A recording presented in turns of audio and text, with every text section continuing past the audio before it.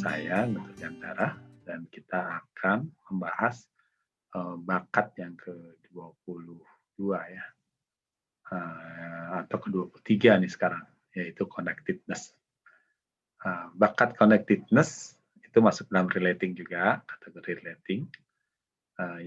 Jadi connectedness ini adalah bakat di mana seseorang itu yang kuat di bakat ini senang mengaitkan satu peristiwa dan peristiwa lain. Jadi connectedness itu dia bisa mengkait-kaitkan satu hal dengan hal yang lain, dan dia itu percaya bahwa semua itu saling berkaitan. Jadi ada sebab akibatnya. Sehingga kalau ngelihat satu masalah, orang connectedness itu bisa mengkaitkan dengan hal yang lain. Sehingga kalau kebayang kalau ada satu kejadian, mencari root cause failure atau penyebabnya apa, orang connectedness lebih berbakat dia untuk bisa mencari penyebabnya karena dia tahu ada hal-hal lain yang berhubungan. Dia akan melihat faktor-faktor lain dan bisa mengkaitkan itu gitu ya. Karena awalnya adalah bakat dia atau kekuatan dia untuk lebih bisa mencari kaitan. Sehingga emang connectedness itu orangnya jadi orang-orang yang penuh pertimbangan. Memikirkan gitu, lebih antara kaitan satu dengan yang lain. Dia tidak pernah hanya melihat satu sisi, tapi dia melihat sisi lain. Dia bisa melihat penyebabnya itu apa, dari mana.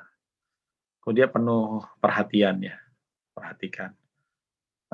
Jadi dia juga apapun kejadian dia bisa menerima biasanya karena dia ngelihat oh ya ini ada sebabnya dan semua berkaitan. Semua ada hikmahnya, juga seperti itu. Karena bagi dia toh nanti akan ada hikmah dari apa kejadiannya.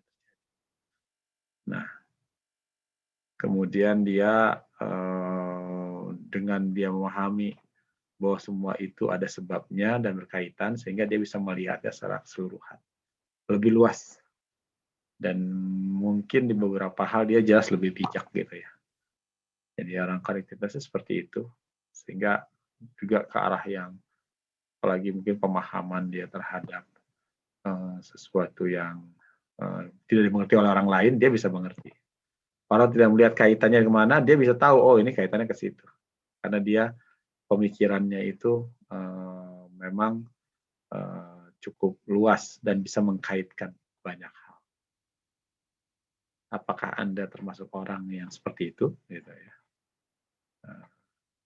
atau tidak, gitu ya? Nah, memang ada dua kemungkinan. Jadi bahwa Anda itu bisa memikirkan ke situ, sehingga bisa mengkait-kaitkan. Atau ada juga yang suka bingung, ini apa kaitannya nih? Ini kok satu orang bisa melihat seperti itu. Nah, kalau Anda bukan termasuk connectedness, ya Anda bisa mengajak orang itu bersinergi ya, supaya dia bisa membantu Anda berpikir secara lebih luas semua faktor yang ada.